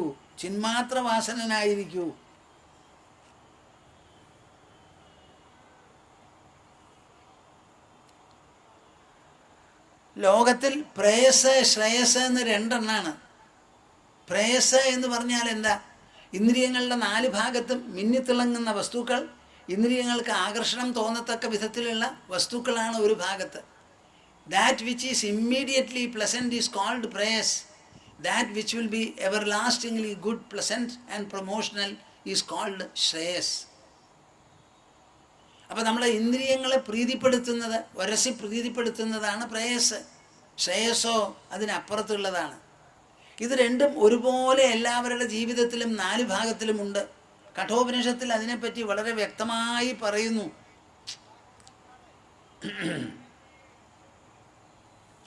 ആത്യന്തികമായ ഭദ്രത നമുക്ക് വേണമെങ്കിൽ ശ്രേയസിനെ തേടണം. അർജുനൻ കാര്യം മനസ്സിലായപ്പോൾ ഉടനെ കൃഷ്ണനോട് പറഞ്ഞു, യശ്രേയസ്യാൻ നിശ്ചിതം ബ്രൂഹി തന്മേ ശിഷ്യസ്തേഹം ശാധിമാം ത്വാം പ്രപന്നം. എങ്ങനെ ആയാൽ എനിക്ക് ശ്രേയസ് കൈവരുമോ ആ മാർഗം പറഞ്ഞു തരൂ എന്ന് പടക്കളത്തിൽ നിന്നുകൊണ്ടാണ് അർജുനൻ ചോദിച്ചത്. നിങ്ങളോട് ഞാൻ ചോദിക്കാൻ പറയണത് പടക്കളത്തിൽ നിന്നിട്ടല്ല.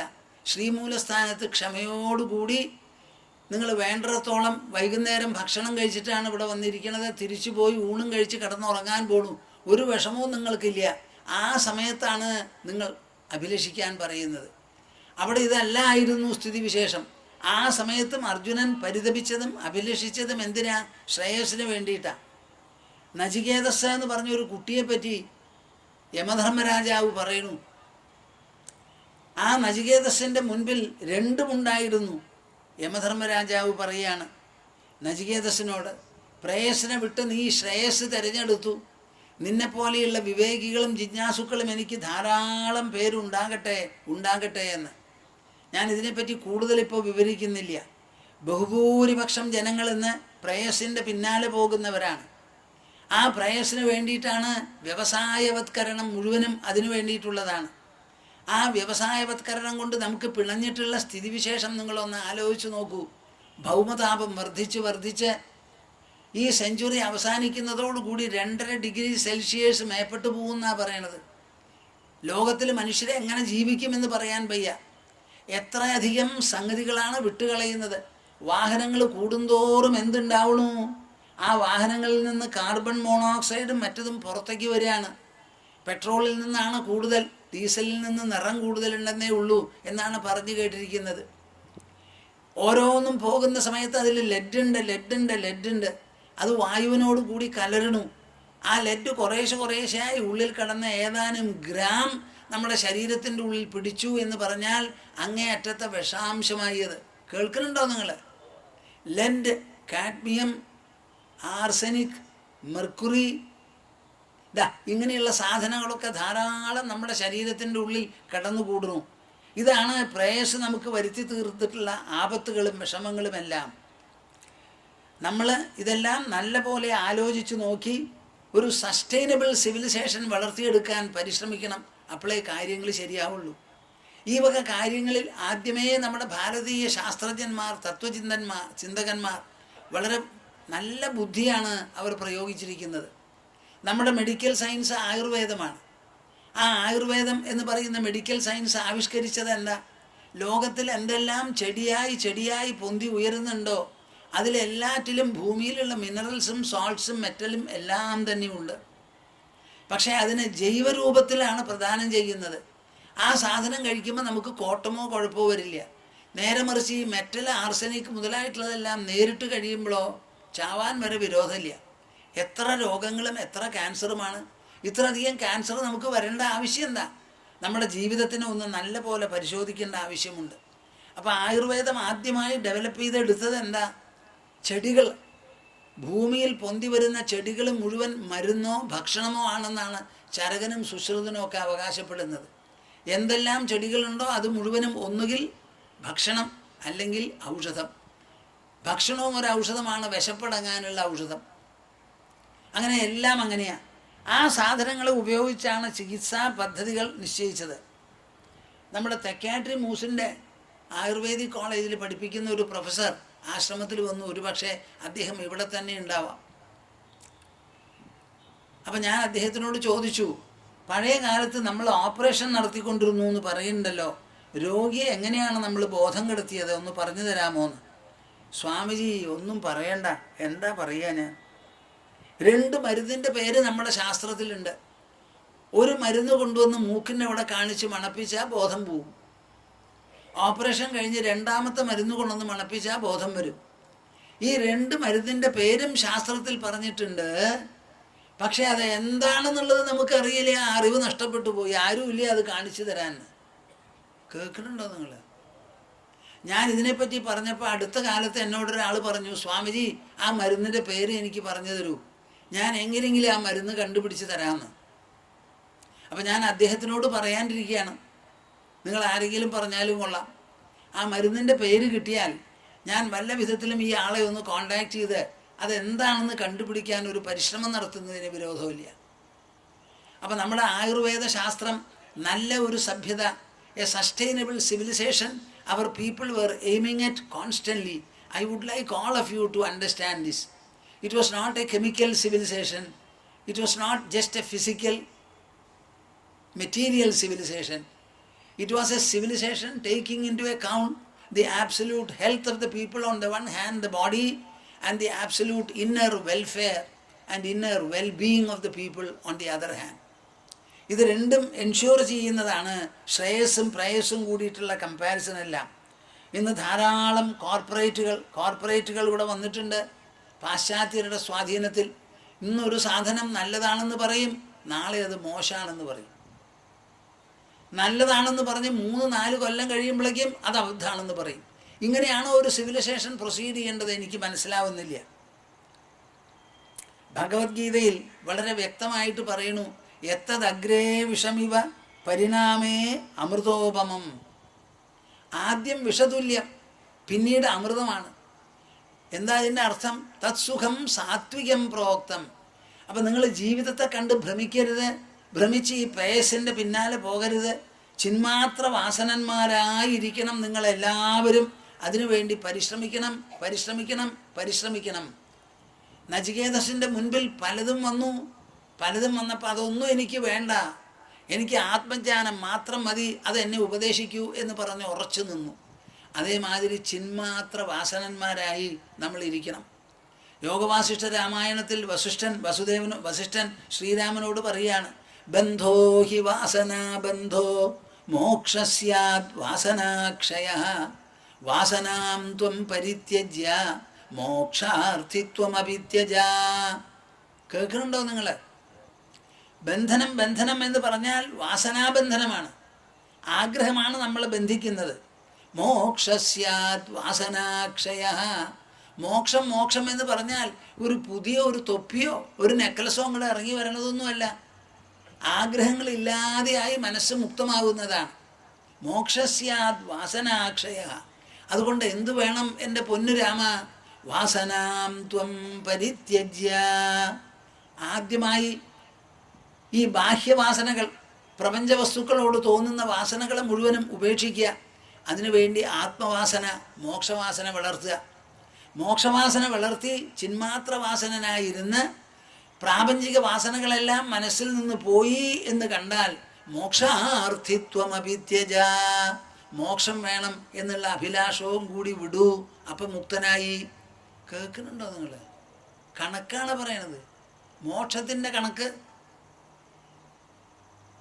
ആദ്യമായി മോക്ഷം വേണം, ആത്മാ വേണം, ആത്മജ്ഞാനം വേണം എന്ന് പറഞ്ഞാൽ ചിന്മാത്രത്തോട് മാത്രം വാസന വളർത്തി മറ്റുള്ള വാസനകളെയെല്ലാം ഉപേക്ഷിച്ച് അവ മനസ്സിൽ നിന്ന് പോയി എന്ന് കണ്ടാൽ ഈ ആദ്യം തുടങ്ങി വെച്ചുവല്ലോ, ആ തുടങ്ങി വെച്ച വാസനയെയും വിട്ടാൽ നിങ്ങൾക്ക് മുക്തിയായി. മാനസീർ വാസനാ പൂർവം ത്യക്ത്വാ വിഷയവാസിതാഃ മൈത്ര്യാദി വാസനാനാംനീ ഗൃഹാണ അമലവാസനഃ. മാനസീർ വാസനാ പൂർവം ത്യക്ത്വാ വിഷയവാസിതാഃ. ബാഹ്യവിഷയങ്ങളോട് ബന്ധപ്പെട്ട് കിടക്കുന്ന വാസനകളുണ്ടല്ലോ, ആ വാസനകളെ മുഴുവൻ അത് ശാശ്വതമോ ആത്യന്തിക ഫലപ്രദമോ അല്ല എന്ന് മനസ്സിലാക്കി വിട്ടുകളഞ്ഞ് മൈത്ര്യാദി വാസനാനാംനീ, സ്നേഹം, മൈത്രി, സിമ്പതി, ദയവ്, ത്യാഗം എന്ന് തുടങ്ങിയിട്ടുള്ള മംഗളകരമായി മനസ്സിനെ വിശാലമാക്കുന്ന വാസനകളെ ആശ്രയിച്ച് ഗൃഹാണ് അമലവാസന. ഇതൊക്കെ ശുദ്ധമായ വാസനകളാണ്. ജനങ്ങളോട് സ്നേഹം തോന്നുക, കാരുണ്യം തോന്നുക, അവർക്ക് വേണ്ടി ത്യാഗങ്ങളും സാക്രിഫൈസസൊക്കെ നടത്തുക, ഇതൊക്കെ മനസ്സിനെ വളരെയധികം വിശാലമാക്കുന്നതും അലങ്കരിക്കുന്നതുമാണ്. എന്നിട്ടോ താ അപ്യന്ത പരിത്യജ്യ താഭിർ വ്യവഹരന്നപി. ആ മൈത്രി തുടങ്ങിയിട്ടുള്ള വാസനകളെയും കുറേ കാലം പിന്തുടർന്ന് അവയിൽ ഇടപെട്ട് അവസാനം അതിനെയും അങ്ങോട്ട് വിട്ടുകളയണമെന്ന്. ശേഷേ സ്ഥിര സമാധാനോ ഏന ത്യജസി തം ത്യജ. അവസാനം ആ വാസനകളെയും അങ്ങോട്ട് വിട്ട് എന്ത് ഇച്ഛാശക്തി കൊണ്ടാണോ എല്ലാറ്റിനെയും വിടുന്നത്, ആ ഇച്ഛാശക്തിയെയും വിട്ട് സ്വച്ഛസ്വതന്ത്രനായിരിക്കുമെന്ന്. കേൾക്കണുണ്ടോ? മനസ്സിലാവുന്നുണ്ടോ? മനസ്സിലാവുന്നുണ്ടോപ്പാ? ഏന ത്യജസി തം ത്യജ. With what kind of a subtle innermost power called determination or will or resolve, by virtue of which you are able to renounce and drop everything. Ultimately the dropper of everything, that also you drop. എവിടെ പോയി അപ്പോൾ കാര്യം? എന്ത് ഇച്ഛാശക്തി കൊണ്ടാണോ എല്ലാ ആഗ്രഹങ്ങളെയും പരിത്യജിക്കുന്നത്, ആ ഇച്ഛാശക്തിയെപ്പോലും വിട്ടങ്ങോട്ട് കളയുകയാണ്. ഇതൊക്കെ യോഗവാസിഷ്ടത്തിലുള്ള വലിയ ഡിസ്കഷൻസാണ്. എത്ര നന്നായിരിക്കുന്നറിയോ? നിങ്ങളിതിൽ വാസ്തവത്തിൽ രുചി കാണുന്നുണ്ടെങ്കിൽ എനിക്ക് ഇനി ഇതിലധികം ഒരു സന്തോഷവും കൃതാർത്ഥതയുമില്ല. ശേഷേ സ്ഥിരസമാധാനോ ഏന ത്യജസി തം ത്യജ. അപ്പം എല്ലാവരും ചിന്മാത്ര വാസനന്മാരായിരിക്കൂ. പരമാത്മാവും പരമേശ്വരനും മാത്രമാകട്ടെ നിങ്ങളുടെ മനസ്സിൽ അഭിലാഷം, ആവശ്യം, നിങ്ങൾക്കുള്ള കൊതി, ദുര, അതൊക്കെ അങ്ങോട്ട് ആവട്ടെ. ബാക്കിയുള്ളതൊക്കെ വിട്ടുകളയൂ. അതുകൊണ്ട് എല്ലാം കിട്ടും. ശരി. ശാന്തസ്വഭാവമജരാത്മകമേക സത്യം സംവിത്പദം നിരുപമം കലനാവിഹീനം അന്തർബഹിശ്ച ബഹുധാ വ്യവഹാര്യമാണം തദ്ദൈവമേവ മമ സർവം അഹം തദേവ. പ്രബുദ്ധം വിമുക്തം വികാരാദിഹീനം പ്രസന്നം സദാ നിത്യബോധസ്വരൂപം പരം നിശ്ചലം നിർഗുണം സർവരൂപം ഭജേഹം സദാനുസ്മരാമി പ്രണൗമി. ഹരിഹി ഹരിഹു. എല്ലാവരും കൂടി മുൻപോലെ ഒരു തവണ സമാപനം ഓങ്കാരം ജപിച്ച് നമുക്ക് പിരിയാം. ഇതാ വേണ്ടതുപോലെ ഇരുന്നോളൂ.